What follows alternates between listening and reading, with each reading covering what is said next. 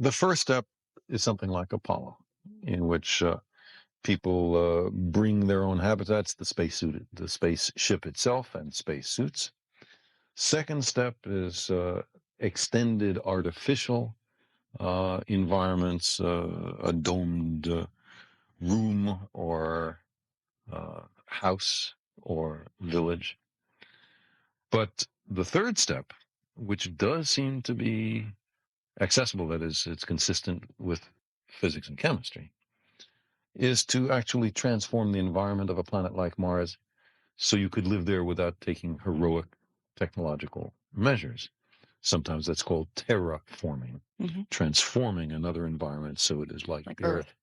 And that also looks doable for Mars. For Venus, with its 90 atmospheres pressure and 900 Fahrenheit. We speak centigrade in Canada, right? What is it, 470, something like that, centigrade. In surface temperature, that's a much tougher nut to crack. But Mars not. And as I say, all of this seems very blue sky, very science fiction-y. What are we talking about? But that's because we think of it in terms of doing it today. And of course, we can't do it today. It's too expensive and it's too difficult. But as time goes on, the urgency will become clearer. The technology will become more available. The enterprise will be increasingly less expensive. And there's a time when the curves will cross and it will be cost effective.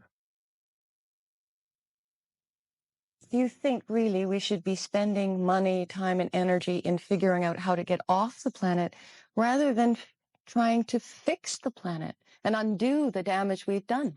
You see, that question is an either-or question. And it falls into the category of fallacy called the excluded middle. Why only one or the other? Why not both?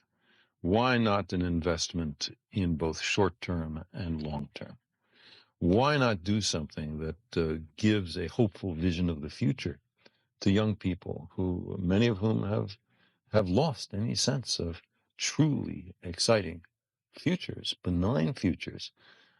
This would be a case where nations would be working together for a common future. And there are not many cases of that where things are working today. Also, why is it fixing things here, including the environment, versus space? Why not fixing things here, including the environment, versus the military?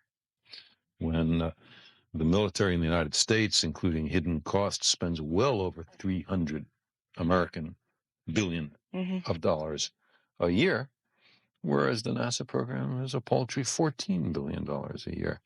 I mean, I don't mean this. I don't mean this critically to you, but many people say, "Oh, space is all these other things we should be doing." But the military in a post-Cold War era, when there is no strategic threat from any superpower, it's very strange that we don't ask that question in the context of defense budgets. Thank you very much for this, Dr. Sagan.